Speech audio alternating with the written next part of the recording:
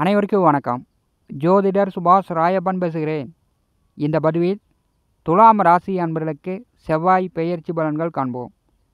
திருக்கணித பஞ்சாங்கப்படி 2024 வருடம் ஜூலை மாதம் 12ஆம் தேதி முதல் ஆகஸ்ட் மாதம் 26ஆம் தேதி வரை ஒரு 45 நாட்களுக்கு மேச ராசியிலிருந்து ரிஷபராசிக்கு செவ்வாய் பெயர்ச்சியாகி குருவுடன் கூட்டணி சேர்ந்து குருமங்கள யோகத்தில் சஞ்சாரம் செய்ய போகிறார். செவ்வாய் பெயர்ச்சியின் மூலம் துலாம் ராசி அன்பர்களுக்கு எந்த மாதிரியான பலாபலன்கள் நடக்கும் என்பதை இந்த பதிவில் காணலாம். நம்முடைய T7 ஸ்டுடியோ யூடியூப் சேனலை பார்த்து கொண்டிருக்கக்கூடிய அன்பர்கள், இதுவரை சப்ஸ்கிரைப் செய்யாத அன்பர்கள் மறக்காமல் நம்முடைய சேனலை சப்ஸ்கிரைப் செய்து கூட இருக்கின்ற ஆல் பட்டன் அழுத்திங்க. நன்றி. துலாம் ராசி அன்பர்களுக்கு எதிர்வரக்கூடிய 45 நாட்கள் உங்களுக்கு பணங்காசு சொத்து சேரும் நேர அமைப்பு உண்டு, பயன்படுத்தி கொள்ளுங்கள். துலாம் ராசிக்கு 2ஆம் வீட்டிற்கும் 7ஆம் வீட்டிற்கும் அதிபதியானவர் செவ்வாய். கடந்த 45 நாட்களாக 7ஆம் வீட்டிலே கலத்தரஸ்தானத்திலே செவ்வாய் ஆட்சி பெற்று சஞ்சாரம் செய்தார். 7ஆம் வீட்டிலே செவ்வாய் அமர்ந்திருக்கும் போது கணவன் மனைவிக்குள், கணவராக இருந்தால் மனைவி உங்கள் பேச்சை கேட்க மாட்டாங்க, மனைவியாக இருந்தால் கணவர் உங்கள் பேச்சை கேட்க மாட்டாங்க. ஒருவருக்கொருவர் ஒரு விதண்டாவாதமாக கடந்த 45 நாட்களாக துலாம் ராசி என்பளுக்கு போயிட்டு இருந்துச்சு. 7ஆம் வீட்டிலே செவ்வாய் ஆட்சி பலம் பெற்றிருக்கும் போது எதிர்பாலினவர்கள் வழி நன்மையும் துளாராசி என்பளுக்கு கிடைச்சிருக்கும். நண்பர்கள் வழி, உறவினர்கள் வழி எதிர்பாராத லாபங்களும் உண்டு. தொந்தரவுகளையும் துளாராசி என்பர்கள் அனுபவித்திருக்கக்கூடும். செவ்வாய் புகான் இரத்தக்காரகன். அவர் நேர் 7ஆம் பார்வையால் துளாராசி பாரி செய்யும்போது ஒரு சிலருக்கு பல்வலி, ஆடிக்கிட்டு இருந்த பல்லு கீழே விழுந்திருக்கும், கை கால் மூட்டு எலும்பு வலி, இப்படிலாம் கடந்த 45 நாட்களாக துளாராசி என்பளுக்கு ஏற்பட்டிருந்திருக்கும்.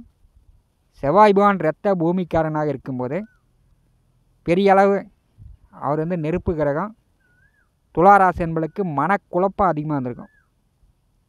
அந்த நிலையெல்லாம் சற்று தற்போது மாறப்போகிறது. சனி பகவான் பார்வையிலிருந்து செவ்வாய் விலகுகிறார். இது துளாராசி என்பளுக்கு ஒரு சிறப்பு. கோச்சாரத்தில் சனிச்செவ்வாய் பார்வை இருந்தாலும் சரி, சனிச்செவ்வாய் கூட்டணி சேர்ந்தாலும் சரி, ஐயோ அப்பா சாமின்னு துக்கம் துயரமான செய்திகள் தான் வரும். அந்த நிலை இப்போ விட்டு போச்சு. அடுத்து 45 நாட்கள் குருவுடன் செவ்வாய் கூட்டணி சேர்ந்து சஞ்சாரம் செய்யும்போது குருமங்கள யோகம். சுப மங்கள காரியங்கள் அதிகமாக நடக்கும். உடல் சோர்வு இல்லாமல் உடல் சுறுசுறுப்பாக மக்கள் இருப்பார்கள். தெய்வ காரியங்கள், கோயில் விசேஷங்கள் வெகு விமர்சையாக நடைபெறும். பெண் தெய்வ வழிபாடு சிறப்பாக இருக்கும். துலாம் ராசி அன்பர்கள், உங்கள் ராசிக்கு 2ஆம் வீட்டிற்கும் 7ஆம் வீட்டிற்கும் அதிபதியானவர் 8ஆம் வீட்டிலே சஞ்சாரம் செய்யும்போது 6 படை முருகன் ஸ்தலங்களுக்கு சென்று நீங்கள் 6 படை முருகன் கோயிலில் பழனிக்கு போகலாம், திருச்செந்தூர் போகலாம், திருத்தணி போகலாம், சுவாமிமலை போகலாம், திருப்பரங்குன்றம் போகலாம். 6 படை முருகன் ஸ்தலங்களுக்கு எங்கே வேணாலும் நீங்கள் போய் அடுத்த 46 நாட்கள் முருகனை தரிசனம் செய்யுங்கள். முருகனுடைய அனுகிரகமும் கிடைக்கும், குரு செவ்வாயினுடைய அருளும் கிடைக்கும். செவ்வாய் பகவான் இரத்தக்காரகன், சகோதரக்காரகன், பூமிக்காரகன், வீர தைரியக்காரகன். 9 நவகிரகங்களில் சேனாதிபதி பட்டம் பெற்றவர் செவ்வாய் பகவான். காவல்துறை, இராணுவம், யூனிஃபார்ம் வேலை செவ்வாய் பகவானுடைய காரகத்துவம். சரித்திரத்தில் அழியா புகழ் பெற்ற பல மாமன்னர்கள், சர்வாதிகாரிகள், மாவீரர்கள், சாதனையாளர்களாக செவ்வாயினுடைய ஆதிக்கத்தில் பிறந்தவர்கள். துலாம் ராசிக்கு 8ஆவது வீட்டிலே, கோச்சாரத்தில் 8ஆவது வீட்டிலே குருபகான் சஞ்சாரம் செய்து கொண்டிருக்கிறார். குரு உங்களுக்கு 3க்கும் 6க்கும் உடையவர். விபரீத ராஜயோகமாக சஞ்சாரம் செய்து கொண்டிருக்கிறார். தனம், வாக்கு, குடும்பஸ்தானாதிபதி 8ஆம் வீட்டில் அமர்ந்து 2ஆம் வீட்டை பாரி செய்யும்போது துலாம் ராசி அன்பர்களுக்கு குடும்பம் சார்ந்த, குடும்பத்தை முன்னேற்றுவதற்கு, பண பிரச்சனையை தீர்ப்பதற்கு, குடும்பம் சார்ந்த, குடும்பம் பற்றிய எண்ணங்கள் உங்களுக்கு அதிகரிக்கும். நண்பர்கள், உறவினர்கள், தொழில் கூட்டாளிகளிடமிருந்து வந்த சங்கடங்கள் நீங்கும்.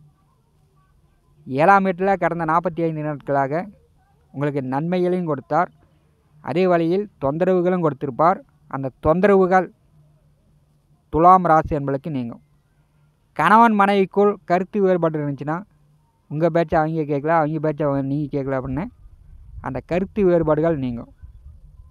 தொலை தொடர்புகள் வழியில் வெளிநாடு ஏற்றுமதி இறக்குமதி பிஸ்னஸ் பண்ணக்கூடியவர்கள் தொலை தொடர்புகள் வழியில் நல்ல முன்னேற்றம் எதிர்பார்க்கலாம். செவ்வாய் பகவான் பூமி நிலக்காரகனாக இருக்கும்போது அவர் குரு பகவானுடன் கூட்டணி சேர்ந்து சஞ்சாரம் செய்யும்போது விவசாயிகளுக்கு நல்ல மகசூல் உண்டு. விவசாயத்திலிருந்து போட்ட விதை முளைக்கும், பயிர் நன்கு செழித்து வளரும், நல்ல மழை பொழியும். விவசாயத்தில் பூஞ்செடி வைத்து பூ எடுத்து கொண்டிருப்பவர்கள் நல்ல மகசூல் உண்டு, பூ விளைச்சல் அதிகரிக்கும். விவசாயிகளுக்கு நல்ல வருமானம் எதிர்பார்க்கலாம். தாய் தந்தை ஒற்றுமை உண்டாகும்.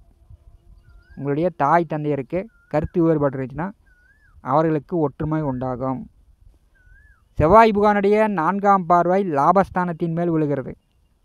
துலாம் ராசிக்கு 11ஆவது வீட்டிலே செவ்வாய் பகவானுடைய பார்வை விழும்போது வீடு நிலம் சொத்து பத்திரம் சார்ந்த ரகசியம் தெரிந்து கொள்வீர்கள்.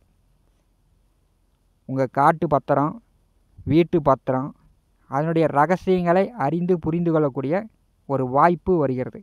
7ஆம் வீட்டின் அதிபதி 8ஆம் வீட்டிலே குரு பகவானுடன் கூட்டணி சேர்ந்து சஞ்சாரம் செய்யும்போது துலாம் ராசி அன்பர்கள் 2வது குழந்தைக்கு காத்து கொண்டிருப்பவர்கள், 2வது ஆணாக இருந்தாலும் சரி பெண்ணாக இருந்தாலும் சரி 2வது ஒரு குழந்தை வேண்டும் அப்படின்னு எதிர்பார்த்து காத்து கொண்டிருக்கக்கூடிய துளாராசி என்பளுக்கு குழந்தை பேரு உண்டு.